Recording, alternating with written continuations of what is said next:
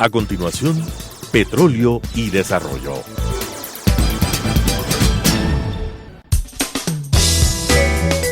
Clasificación B, bajo supervisión de un adulto.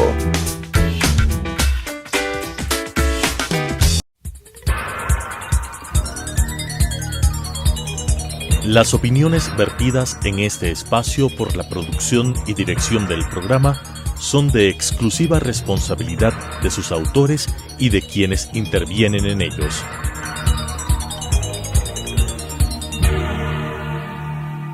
Telesucesos Canal 29 UHF presenta Petróleo y Desarrollo, conducido por Henry Llanes, especialista en temas hidrocarburíferos y en los ámbitos de la política, la legislación, la contratación y la política económica.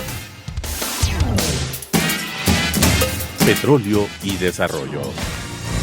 Saludos cordiales, amigas y amigos. Estamos en un nuevo programa de Petróleo y Desarrollo, y para este programa hemos invitado a la economista Vilma Salgado.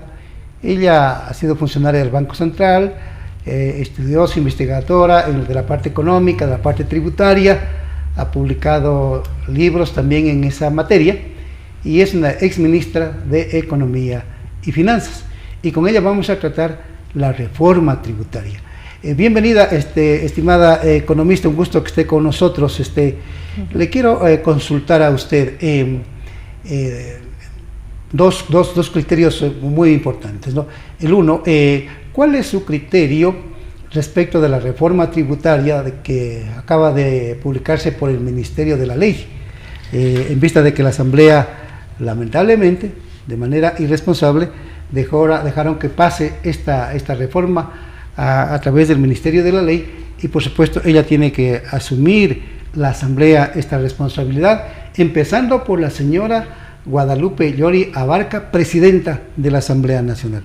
La ley está publicada en el registro oficial. Aquí está, queridas amigas, queridos amigos, se llama Ley de Desarrollo Económico y Sostenibilidad Fiscal tras el COVID-2019. Está publicada con el número 587, tiene 120 páginas, lunes 29 de noviembre de 2021. Usted la pueden encontrar en la página web de la Corte Constitucional y pueden bajarla, y sería bueno que la bajen para que ustedes mismos puedan chequear lo que dice la reforma tributaria. Entonces la pregunta la vuelvo a plantear: ¿cuáles son las implicaciones, las consecuencias de esta reforma tributaria? ¿Quiénes son los beneficiarios y quiénes son los afectados? Adelante. Sí, esta ley tiene grandes beneficiarios. En primer lugar, los banqueros, con una reforma que la introducen en menos de una línea, ¿no? Ustedes la pueden ver en el artículo 321, dice reemplazar 6% por 25% en el artículo 169 de la ley anteriormente vigente. ¿A qué se refiere este artículo 169? Para las entidades del Sistema Financiero Nacional se consideran personas con propiedad patrimonial con influencia a las personas naturales o jurídicas que posean directa o indirectamente, lo anteriormente vigente era el 6% más del capital suscrito y pagado o del capital social. Este 6% se modifica al 25%. ¿Qué quiere decir? Que si alguna persona natural o jurídica posee el 24.9% del capital suscrito y pagado del capital social de una entidad financiera, todavía no es considerada una persona con influencia patrimonial. ¿Para qué esta modificación? Esta modificación es para tratar de pasarse por encima primero de la Constitución, porque el artículo 312 de la Constitución dice: las entidades o grupos financieros no podrán poseer participaciones permanentes, totales o parciales, en empresas ajenas a la actividad financiera. Pero con esta reforma, en la que se pretende también pasarse por encima del artículo 215 del Código Orgánico Monetario y Financiero, en el que se prohíbe a las entidades financieras privadas efectuar operaciones con personas naturales y jurídicas vinculadas directa o indirectamente con la propiedad de dichas entidades. Es decir, lo que están haciendo es introduciendo una reforma para que los banqueros puedan nuevamente conceder créditos a empresas de su propiedad, es decir, las empresas vinculadas, ¿no?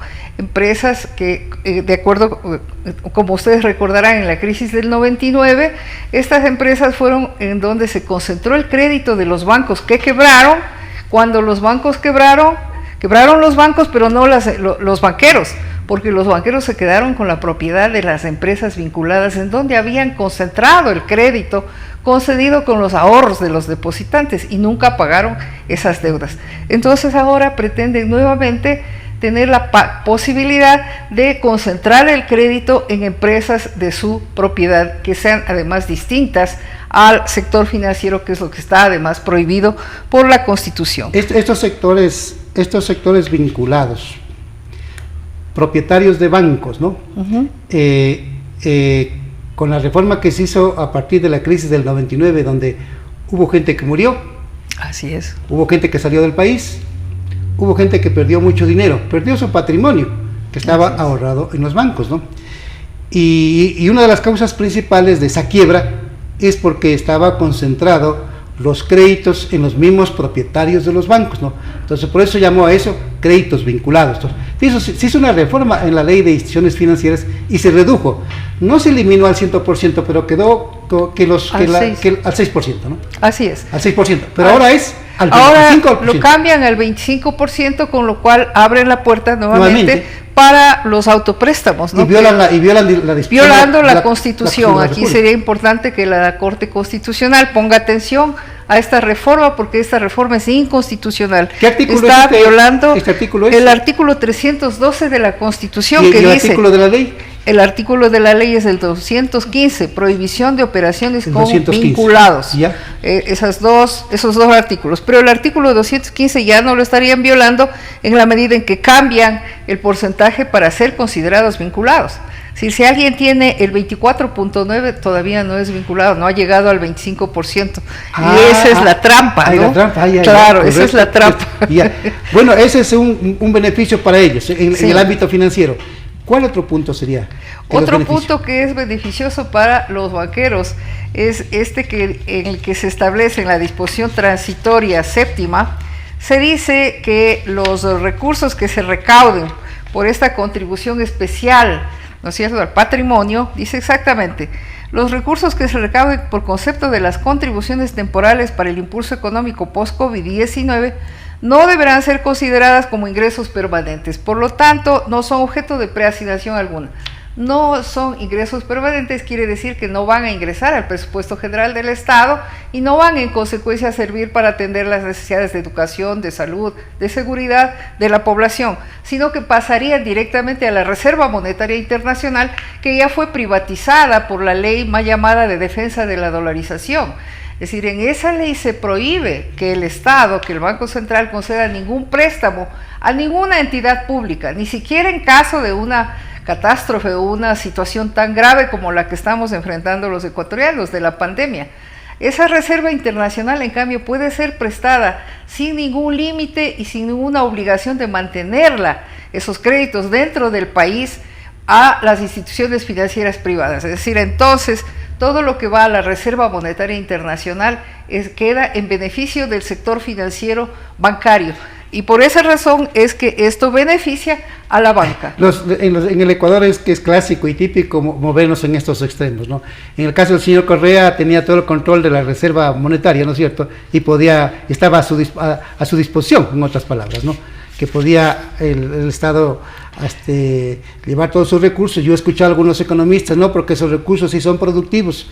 En cambio, bajo este mecanismo, hay algunos economistas que estuvieron con Correa, no dicen, en cambio, van a quedar inutilizados, sino no van a generar mayor rendimiento. He escuchado cuestionamientos como esos. Bueno, la Reserva Monetaria Internacional, como ustedes conocen, pues el Banco Central tiene la obligación de mantenerla en instrumentos de alto, sobre todo seguros. Sí. ¿Y cuáles son esos instrumentos seguros? Compra de bonos del Tesoro norteamericano. Entonces, fíjense ustedes que en este momento el Banco Central tiene por Reserva Monetaria Internacional, es decir, los ecuatorianos tenemos en la Reserva Monetaria Internacional alrededor de 7.700 millones de dólares que están prestados, porque se compran papeles del Tesoro norteamericano, a cero interés y además sin ninguna condición. Mientras por el otro lado, las autoridades, los gobiernos van al Fondo Monetario Internacional, piden préstamos que son desembolsados en pequeñas cuotas y que están altamente condicionados,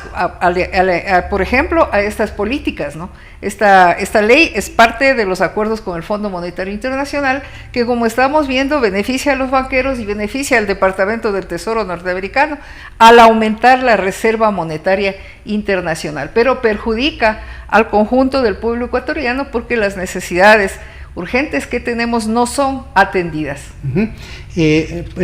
Algo más tenemos dentro de estos beneficiarios de la reforma tributaria. Dentro de estos beneficiarios, los grandes beneficiarios son todos quienes han cometido delitos de evasión fiscal, evasión tributaria, enriquecimiento privado no justificado, que están siendo exculpados de toda culpa, si son liberados de toda culpa, en el libro tercero, en un tema llamado régimen impositivo voluntario único y temporal para la regularización ahí le voy a leer de activos en el exterior. Ahí, ¿no? Le voy a leer, Vilmita, lo que dice ese artículo. Es el artículo 15, régimen impositivo voluntario único y temporal para la regularización de activos en el exterior. Se crea el régimen impositivo voluntario único y temporal aplicable a los residentes fiscales en el Ecuador que al 31 de diciembre de 2020 hayan mantenido en el exterior activos de cualquier clase, incluyendo pero sin limitarse a dinero, muebles, inmuebles, derechos representativos de capital, derechos de beneficiario o derechos fiduciarios, inversiones monetarias o no monetarias, cuyo origen haya sido ingresos gravados con impuesto a la renta en Ecuador, o hayan realizado operaciones o transacciones monetarias o no monetarias sujetas al impuesto a la salida de divisas no declaradas, o cuyo impuesto correspondiente no hubiera sido objeto de retención y o pago en el Ecuador de conformidad con lo establecido en la Ley de Régimen Tributario Interno. Aquí hay dos cosas, Vilmita. Beneficiarios son los que no han pagado el impuesto a la renta y han sacado sus dineros al exterior, y los otros que no han pagado el impuesto a la divisa de salidas. ¿Así sería? Así, sí, está beneficiando esta ley, les está legalizando a quienes han cometido estos delitos, ¿no? Que están claramente especificados. De aquí dice, no se iniciará respecto de los sujetos pasivos que se acojan a este régimen, al régimen impositivo previsto en el presente libro, procesos de investigación penal por delitos de enriquecimiento privado no justificado, defraudación tributaria ni defraudación aduanera establecidos en el Código Orgánico Integral Penal. Es decir, quienes hayan cometido este tipo de delitos quedan perdonados y además pueden regresar al país si quieren, porque no es obligación, aquí solamente tienen que hacer una declaración juramentada sobre esos activos, pero no están obligados a regresar al país. Esto es también impresionante, y además van a estar protegidos porque dice la ley en el artículo 103 que toda esa información va a ser confidencial, tiene el carácter de reservada y no podrá ser divulgada por el Servicio de Rentas Internas. Aquí es una reforma para personas que han incurrido ya en ese tipo de defraudación, ¿no? De evasión de impuestos, y también que ha cometido nada más y nada menos que el delito de enriquecerse de manera privada y de manera injustificada. Es lo que está diciendo la ley. Entonces la ley está como elaborada por ellos, ¿no? Es una ley que además uno se pregunta... Y los otros, ¿cómo escogieron estos delitos? Es decir, ellos ya conocen que estos son los delitos que cometieron a quienes quieren proteger, es decir, no otros delitos. Es decir, si alguien cometió peculado, no está considerado para esta ley. Están considerados quienes han cometido delitos de enriquecimiento privado no justificado, defraudación tributaria, defraudación aduanera. Es decir, estos tres tipos de delitos, y que han jugado capitales fuera del territorio nacional, a paraísos fiscales, ¿no? Que los tienen escondidos ahí. Y ahí el Servicio de Rentas Internas tampoco les puede hacer nada. Es demás, aquí se ha utilizado, estimada economista, al Estado, se ha utilizado la función pública y se ha utilizado una norma para encubrir este tipo de delitos. Y no se hace ninguna diferenciación sobre el tipo de sujetos que se pueden acoger a estos beneficios, lo que quiere decir que se pueden blanquear capitales. De hecho, se está blanqueando, ¿no? Capitales que tienen un origen fraudulento, es decir, que han cometido este tipo de delitos, se acogen a esta declaración simplemente juramentada y en consecuencia van a estar protegidos. Pero no solo eso, sino que en el evento de que quisieran regresar, ¿no es cierto? Si tal vez quisieran venir a participar en esa feria que se está pretendiendo hacer de los mejores activos públicos, ya están listos para la privatización del mejor campo petrolero, del campo Sacha, del Banco del Pacífico. Es decir, están allí ya frotándose las manos por los beneficios que pueden según obtener. Usted, ¿serían estos mismos sectores que podrían hacer la compra de tus activos? Por supuesto, O sea, no contentos con que evadieron los impuestos, van a comprar los activos. Están blanqueados, es decir, están liberados de culpa, porque se quiere supuestamente promover la inversión, eso lo dice el gobierno todos los días, ¿no? Quiere promover la inversión. Normalmente estos capitales de dudosa procedencia suelen disfrazarse de inversión extranjera, ¿no? Pero además tendrían un beneficio adicional sobre el pago del impuesto a la renta. Exactamente, pero además fíjense ustedes, el artículo 197 de esta ley dice incentivos tributarios para el desarrollo de inversiones nuevas. Estos capitales vendrían como inversiones nuevas. Exacto. Las nuevas sociedades que se constituyen a partir de la vigencia de esta reforma, así como también las sociedades nuevas que se constituyeron por sociedades existentes con el objeto de realizar inversiones nuevas, podrán gozar de incentivos tributarios hasta por 15 años. Y escuchen todos los incentivos tributarios, todos los impuestos que no van a pagar. Exoneración del impuesto a la renta hasta por un plazo de 15 años. Exoneración y reducción del impuesto a la salida de divisas para las nuevas inversiones que suscriban contratos de inversión y para el pago de dividendos cuyo origen sea la reinversión de utilidades. Exoneración y reducción del impuesto a los activos en el exterior para las nuevas inversiones. Exoneración y reducción de tributos al comercio exterior.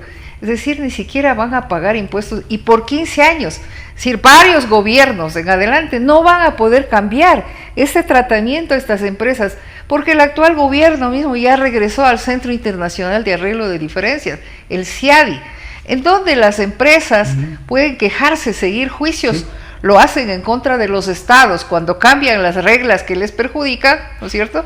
Y esos jueces sistemáticamente fallan a favor de las empresas. Exacto. De manera que esto está ya, es decir, ¿cuál va a ser entonces el beneficio? Uno se pregunta, ¿cuál es el beneficio que vamos a recibir los ecuatorianos de estas inversiones? Exacto. Si van a venir, van a participar en la privatización de los activos o van a venir a participar activos públicos o van a venir a petroleras. Ahí le quiero interrumpir, Wilmita, a ver. Sí. Espera. El gobierno dice va a venir 30,000 millones de dólares, pero no explica cuál va a ser el nivel de ganancia que van a tener o de utilidad o renta que van a tener esas empresas con esa inversión de 30,000 millones de dólares. Uno, no explica cuánto le va a quedar al Ecuador de esa inversión, cuánto le va a quedar de impuesto a la renta, cuánto le va a quedar de utilidad de ganancia, pero del impuesto a la renta, de lo que acaba usted de mencionar y de otros impuestos, en materia tributaria, cero. Es decir, no va, el Estado no se va a venir, los ecuatorianos, tenemos que darnos cuenta siempre que el Estado nos representa. Claro. Es decir, lo que maneja el presupuesto del Estado, lo que manejan las instituciones públicas nos pertenece a todos los ecuatorianos. Y si no van a pagar impuestos, quiere decir que no vamos a recibir ningún beneficio de esas inversiones, ¿no es cierto? Además hay una norma aquí que me parece escandalosa, ¿no? En el evento de que quisieran retirar sus utilidades, estas empresas, nuevas inversiones, ya está aquí listo en el artículo 31, el numeral 24, dice: las utilidades que perciban las sociedades domiciliadas o no en Ecuador y las personas naturales ecuatorianas o extranjeras, residentes o no en el país, provenientes de la enajenación directa o indirecta de acciones, participaciones, otros derechos representativos de capital u otros derechos que permitan la exploración, explotación, concesión o similares, miren cómo va con dedicatoria, ¿no? Petróleo, ¿no? De sociedades domiciliadas o establecimientos, a petróleo, a minería, de sociedades domiciliadas o establecimientos permanentes realizadas en bolsas de valores ecuatorianas, están exoneradas de impuestos hasta por un monto anual de 50 fracciones básicas grabadas con tarifa cero.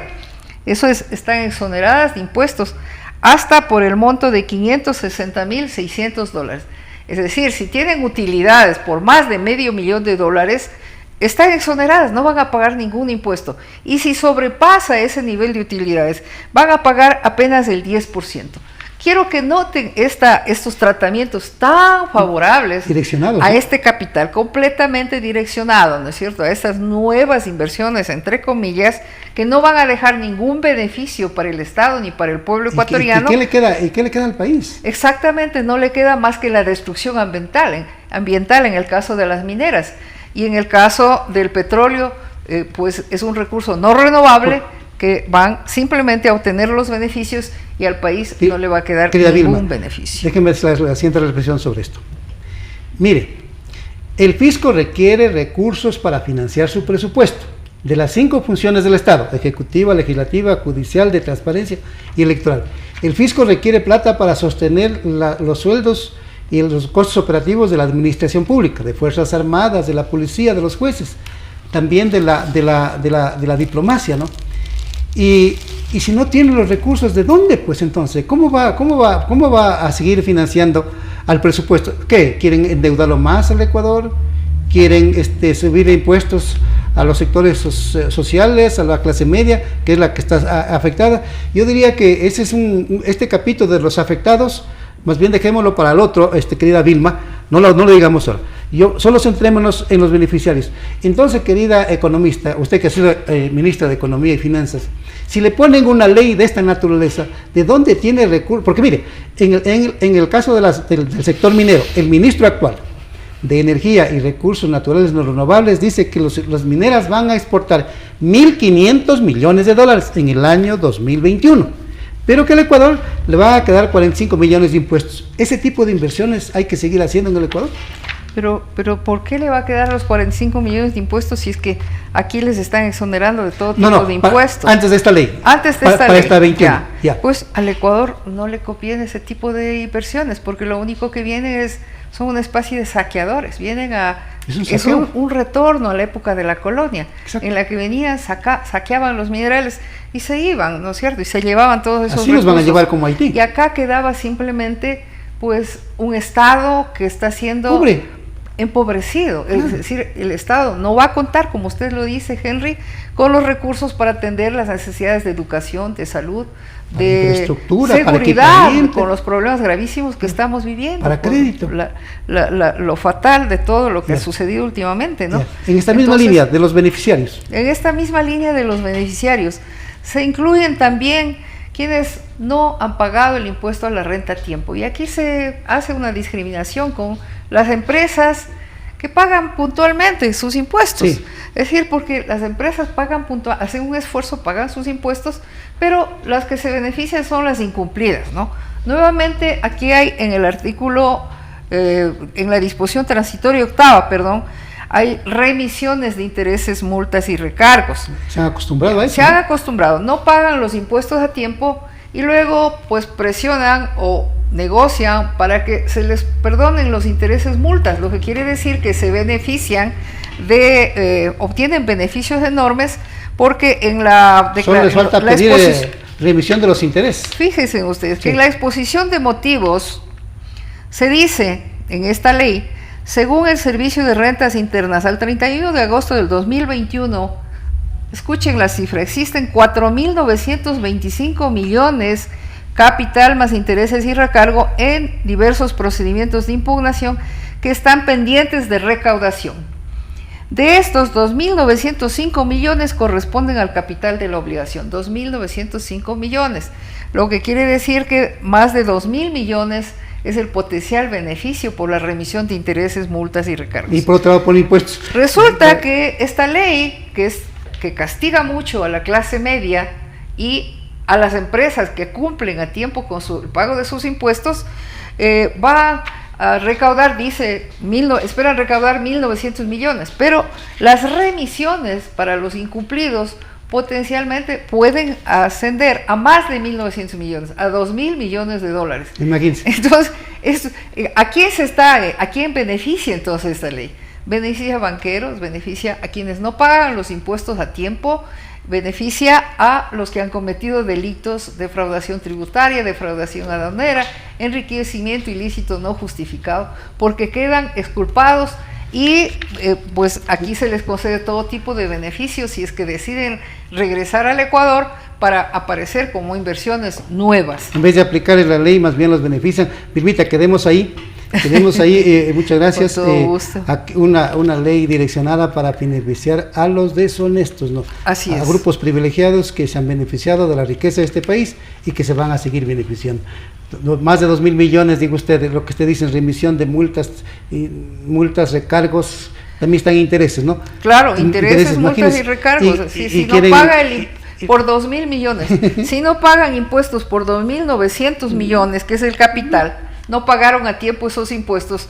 Imagínense el subsidio, la magnitud del subsidio que significa que les dejen pasar el tiempo y que luego les digan, no se preocupen, no paguen los intereses. Qué maravilla, ¿no? Bueno, casi. Bueno, muchas gracias, estimada economista, por venir. Y nos vemos en el próximo programa, de aquí al siguiente, para continuar en cambio con los sectores afectados de la reforma tributaria. Muy amable por asistir. Gracias a usted, estimado Henry. Las opiniones vertidas en este espacio por la producción y dirección del programa son de exclusiva responsabilidad de sus autores y de quienes intervienen en ellos.